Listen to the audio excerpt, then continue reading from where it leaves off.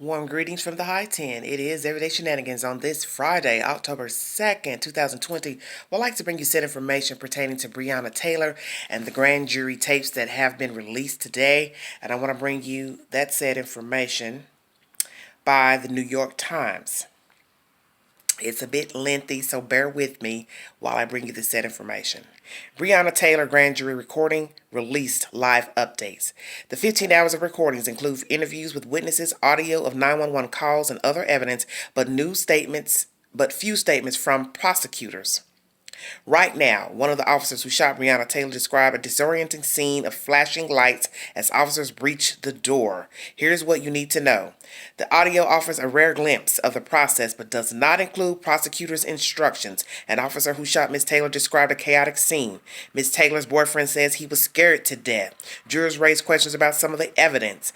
Officers said the police knocked and announced themselves before the raid. The detective who was indicted said he thought someone in the apartment had a semi-automatic weapon. One officer was charged with wanton endangerment. Here's what that means. The audio offers a rare glimpse of the process, but does not include prosecutors' instructions. An audio recording of the grand jury inquiry into the killing of Breonna Taylor was made public on Friday, a rare disclosure that shed light on the evidence jurors considered in the proceedings. The recordings, which run about 15 hours long, were filed in court by the Kentucky Attorney General Daniel Cameron, and the New York Times is in the process of reviewing the audio, which captured interviews with witnesses, audio of 911 calls, and other evidence presented to jurors over 2.5 days. The audio files do not include statements or recommendations from prosecutors about which charges they think should be brought against the officers. Mr. Cameron has said that jurors were told that two officers who shot Ms. Taylor were justified in their actions. Ultimately, the jurors indicted a former officer last week on 3 charges of endangering Ms. Taylor's neighbors by firing into their home during a raid of her apartment in March, but did not charge either of the officers who shot her. As is customary in the recording of grand jury proceedings, jury deliberations and prosecutor recommendations and statements were not recorded. Prosecutor recommendations and juror deliberations were not recorded. Mr. Cameron said in a statement, he has insisted that the 12 jurors were given all of the evidence and were free to pursue additional charges. His release of the audio tapes came after a grand jury filed a court motion asking for the proceedings to be made public and accusing Mr. Cameron of using the jurors to deflect blame over the decision. Grand jurors are given broad powers to request evidence, call witnesses, and determine which charges to pursue, but prosecutors often closely guide the jurors, presenting them with certain charges and telling them about their own roles. The process almost always remains secret. After meeting in person, grand jurors indicted Brett Hankerson, a former detective, on 3 counts of wanton endangerment last week, saying Mr. Hankerson had recklessly fired his gun during the raid after Ms. Taylor's boyfriend, who had said he thought intruders were entering their apartments, shot an officer in the leg. Mr. Hankerson's rounds did not hit anyone, investigators have said, but some of them flew into an apartment behind Ms. Taylor's, leading to the 3 charges. Mr. Hankerson has pleaded not guilty. Attorney Kevin Mr. Glogauer, who is representing the anonymous grand jurors, said he was not surprised that some key items were not included in the recordings, including the presentation and recommendation of charges by the Attorney General's office. Mr. Glogauer said He said that what is included, such as witness testimony, could strengthen skepticism about the Attorney General's assertion that his office gave the grand jurors every piece of evidence they needed to make their decision. The word from the Attorney General's office has consistently been, "We've given them everything," Mr. Glogauer said. "I think the public needs to see if they believe that." The Times has a team of reporters listening to the recordings. We will be providing updates here. An officer who shot Ms. Taylor described a chaotic scene. Detective Miles Cosgrove, who the FBI said fired the shot that killed Ms. Taylor, described a disorienting scene of flashing lights as officers breached the door and seemed to suggest uncertainty about exactly what happened. "I know that I have fired," he said during the interview he gave police investigators last month that was played for the grand jury. "I just sensed that I fired." But he added, "It's like a surreal thing. If you told me I didn't do something at that time, I'd believe you. If you told me I did do something, I'd probably believe you too." No, excuse me. If you told me I didn't do something at that time, I believe you. If you told me I did do something, I'd probably believe you too. Excuse me. As soon as he got to the doorway, Detective Cosgrove said he was overwhelmed with bright flashes and darkness, and what I describe as a movie reel that's doing that ticking where you see white and black, white and black. Detective Cosgrove said that Sergeant Jonathan Mattingly, who was shot in the leg during the raid, fell to the ground and that he stepped over his wounded colleague. I know John, my friend, that I've known for 15 years has been shot in this confined space, Detective Cosgrove said. And I know this person is down, and I sense that there's still these gunshots happening due to those bright lights. I can't even explain what it is. Yeah, right. Detective Cosgrove said he also saw a shadow of a person, a larger than normal human shadow. Oh my God. Come on with this. When they raided the apartment. After jurors heard a recording of the interview with excuse me, I'm getting irritated. After jurors heard a recording of the interview that Detective Cosgrove gave to investigators, one jury asked, does he have a history of panic attacks? Detective Jeff Fogg, an investigator with the Attorney General's office who interviewed Detective Cosgrove, said he did not know. In these types of situations, whatever happens that night, everybody responds to it differently, Detective Fogg responded. Miss Taylor's boyfriend says he was scared to death, and there is a photo of the said boyfriend in this commentary. Kenneth Walker, Miss Taylor's boyfriend, told investigators he was scared to death when he heard loud banging on the apartment door and did not get a response when he and Miss Taylor asked who was there. Mr. Walker, who investigators have said shot the first officer, walked through the door in the leg, said he grabbed his gun after he and Miss Taylor repeatedly yelled, "Who is it?" The police said in interviews that were also released on Friday that they had loudly announced themselves several times before breaking down Miss Taylor's door, but Mr. Walker said they had not heard anything but the knocking. Mr. Walker said that he and Miss Taylor were watching a movie with the lights off when they heard the knocking, and they both got up and began to put their clothes on. With Miss Taylor asking at the top of her lungs who was at the door, he took deep breaths as he gave his account of what happened to the investigators on the same day that Miss Taylor was shot. The interview was later played for the grand jurors. As he and Miss Taylor began to walk out of the bedroom and toward the door, he said he saw the door go off its hinges. Mr. Walker said he fired one shot from his gun before he could even see who was at the door. All of a sudden, there's a whole lot of shots, Mr. Walker said. Mr. Cameron, the Attorney General, has said that the police fired a total of 32 rounds, at least 6 of which struck Miss Taylor.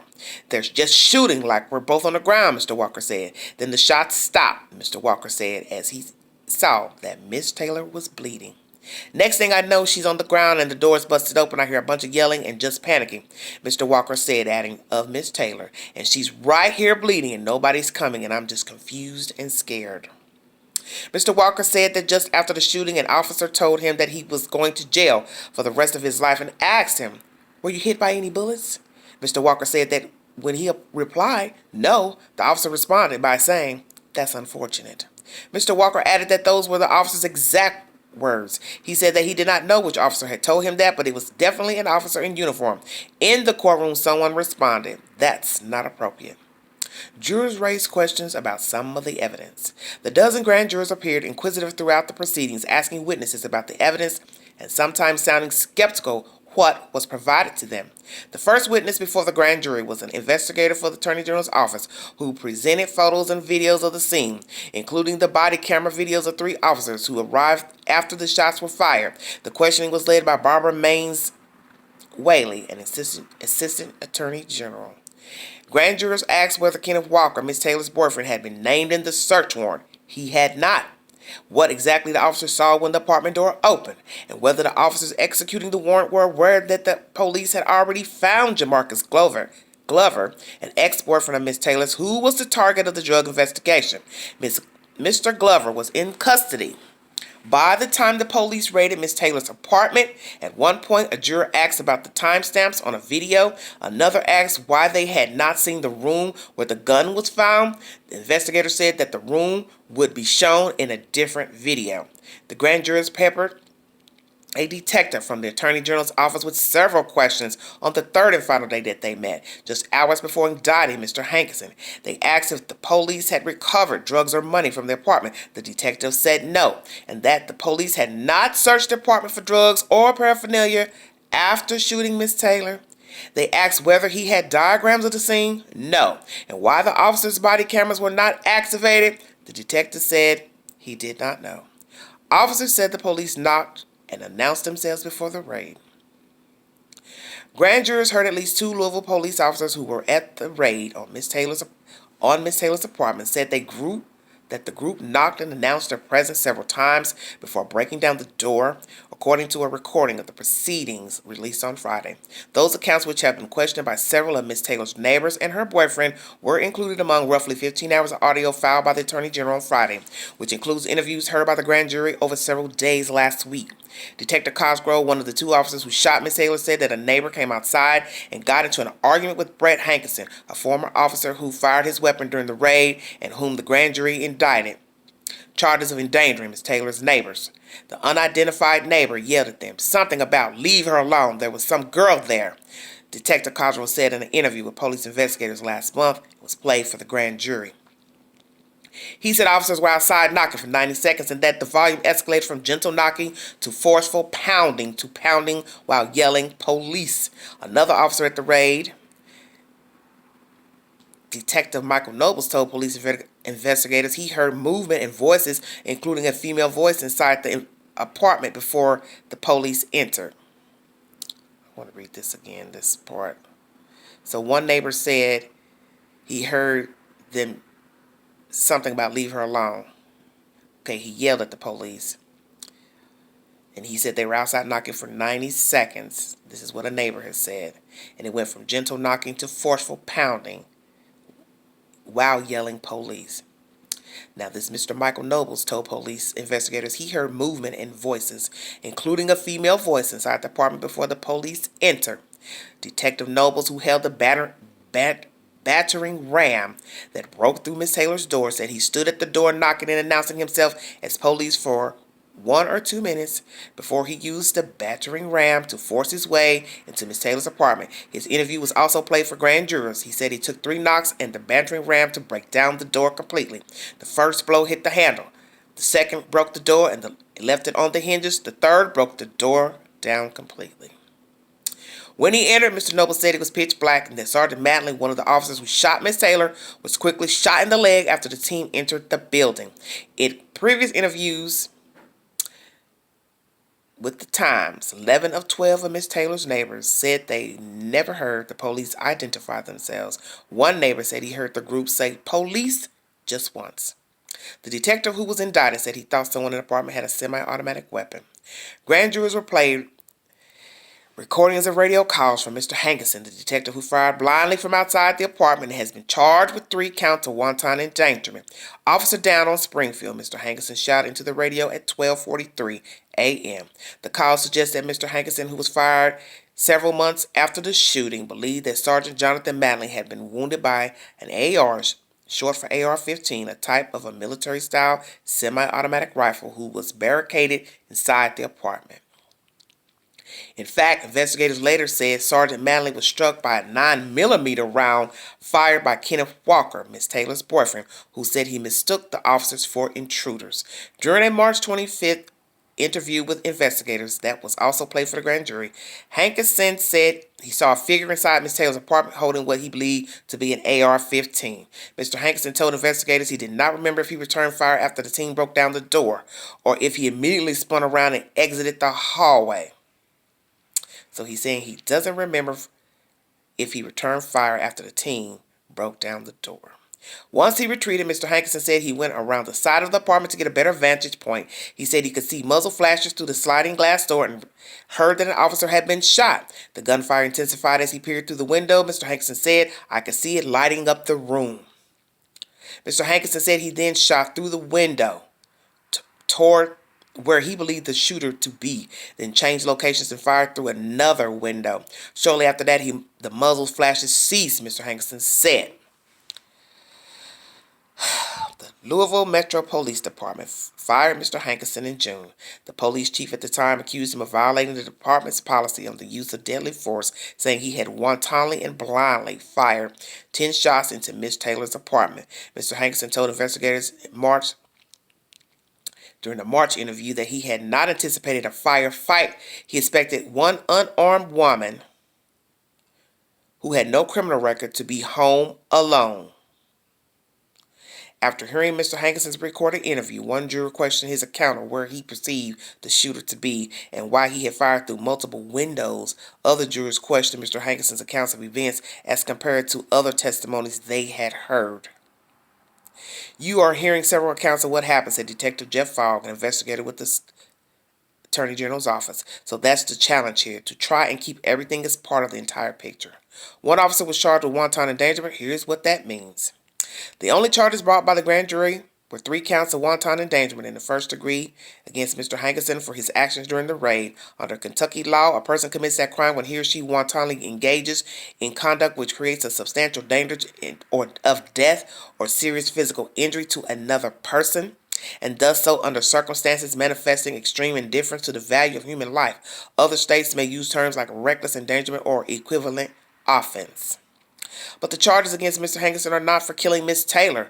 None of the 10 shots he fired are known to have struck her. Instead, the Kentucky General said that the former detective was charged by the grand jury because the shots he fired had passed through Miss Taylor's apartment walls into a neighboring apartment, endangering 3 people there. Mr. Hankerson is charged with 1 count of each of the neighboring apartment's occupants, a pregnant woman, her husband, and their 5-year-old child who were asleep. They were not hit by the shots. The crime is Class D felony in Kentucky, which means it can carry a sentence up to 5 years in prison and a fine of conviction for each count. A person can be guilty of wanton endangerment even if they did not intend to harm anyone or to commit a crime. It is sufficient to recklessly disregard the peril that one's actions create. Mr. Hankerson was fired from the force during the raid. He fired into her apartment from outside through a sliding glass patio door and a window that were covered with blinds, in violation of a department policy that requires officers to have a line of sight. Okay. Now the next bit, I guess I could finish it up. Protesters have demanded justice in Breonna Taylor case for months. The name Breonna Taylor has echoed across the nation for months as demonstrators demanded police be held accountable for her death. Outrage over killing Miss Breonna Taylor, 26, has spread far from Louisville, with protests drawing crowds in cities across the United States, beginning in the spring and continuing throughout the summer. Rallying cries of "Say her name" have been ubiquitous at the rallies. The police killing of George Floyd, a black man who died in May after being handcuffed and pinned to the ground by a white police officer's knee, brought renewed attention to deadly episodes involving the police, including Miss Taylor's death. Fueled Black Lives Matter protests that persisted throughout the summer. In September, when the grand jury announced no charges against the officers who killed Miss Taylor, protesters poured to the streets of Louisville with renewed strength and anger, demanding stronger charges. These protesters called for all 3 officers who were white to be held to account for Miss Taylor's death. Miss Taylor's family, too, has pleaded for justice, pushing for criminal charges against the officers. Miss Taylor's case has also been the center of campaigns from several celebrities and athletes, some of whom have dedicated their seasons to keeping a spotlight on her case. That is the said information by the New York Times. Sorry it was so winded, but I wanted to get it all to you. 18 minutes, my goodness. Let me say this. I'm going to weigh both sides and then I'm going to check out of here. They both got up. They heard knocks, got dressed. See who it was. They're saying no one identified themselves. So he's saying, Mr. Walker, he grabbed his gun only because the person wouldn't identify themselves. The door busts through. He takes one shot to one officer to the leg. That one's down. Another one steps over and shoots Miss Taylor to her death. Another officer decides to blindly go outside and shoot through a patio door to where he thought he saw a suspect wielding an AR-15, which makes no sense because, one, it has been said that the apartment was dark. So how could you say and see who had a gun where? You also know that your officers, fellow comrades, are in there, so you're willing to just shoot randomly through a patio door, knowing the officers are also inside the said apartment. Does that make any sense? And that's why he's been charged with the 3 counts of endangering other tenants in the building. Now, some say they heard them knocking on the door. One say I heard them say police. Then other neighbors are saying, no, we never heard police. The sick part of this story is that you all went to this girl's apartment to serve a warrant for drugs, but yet you didn't even go search the apartment for the drugs after you murdered the girl and killed that guy, making a snide remark to that guy that he's getting ready to go down for murder or whatever. Why didn't you search the apartment? Wasn't it the purpose of going? Then we find out the guy who you're looking for, he's already in jail. So you willingly went there knowing the suspect was not there. So you went there thinking what? She was housing and storing the drugs? You knew she'd be there by herself? As this one just said, who's being charged with the 3 counts? Oh, I knew it was a female there who wouldn't be armed. How you know she would be armed? You know her personally? And we know the dead don't tell no tales. Huh? Because you all knew the person you were looking for was not there. So why the hell did you go there? And I questioned myself to wait both sides. Why would this guy jump up and have a gun going to the door? Who normally gets a gun to go to the door? Well, he said it. I went to the door with a gun only because, or to the hallway rather, because they never replied who they were. So if you're banging, I'm thinking suspect. Not necessarily police. An intruder. And then let's think about this. Why would he want to endanger the life of this young girl in her place if he knew it was the police out there and then go to the hallway with the gun to endanger her life, knowing they have guns and could take them both out, which they did, Miss Taylor. This is sickening and baffling to me.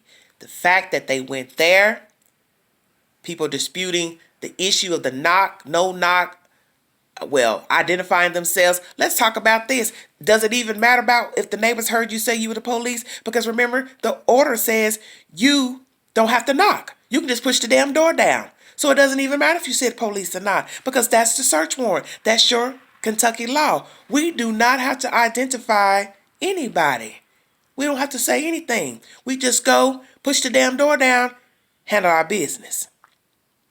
So in the end, it doesn't matter if anyone heard the police identify themselves, because the search warrant is a no knock. So if you ain't gonna knock, why the hell would you have to even identify yourself? I'm just saying. You're not knocking, you're pushing the door down. So why would I think you in the same breath would say that you're the police? And is it customary or the law that they identify themselves before ramming the door without knocking? So see, we don't know what's the truth. And that's something we can speculate now.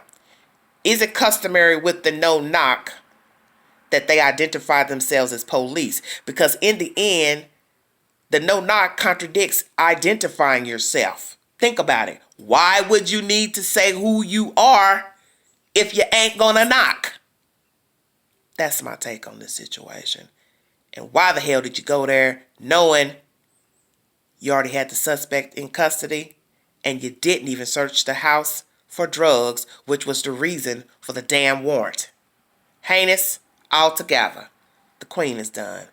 People don't give a damn about us African American people out here. We are a walking target. We always have been from day one. And that's a sad thing to say in 2020, that African American people are not regarded. We're not revered. We are thought less of by other civilians, the law, the government. But we ain't going nowhere.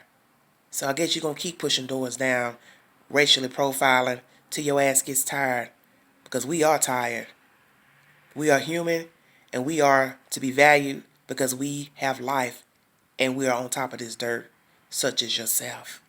Prayers to the Taylor family, the Floyd family, and all civilians who have been unjustified killed by other white civilians and law enforcement. And let me tell you, it's the same game for if it's black on black crime. It's all the same to me. Wrong is wrong. I'm done. God bless all of you. Like, share, subscribe, drop your comments below. Thanks for joining me. I will bring you an update to the said information. And I don't believe it was fair to let him only go, the officer, let them not be stood accountable. I think it's wrong because you're going to charge them for blindly shooting people outside, endangering another apartment, but yet you let these people go free for killing this young lady on a warrant that didn't involve her, didn't have her name, nor did you search after the fact, and you knew the suspect was somewhere else. It's foul as hell. I'm out of here. You all have a good weekend. Everyday Shenanigans.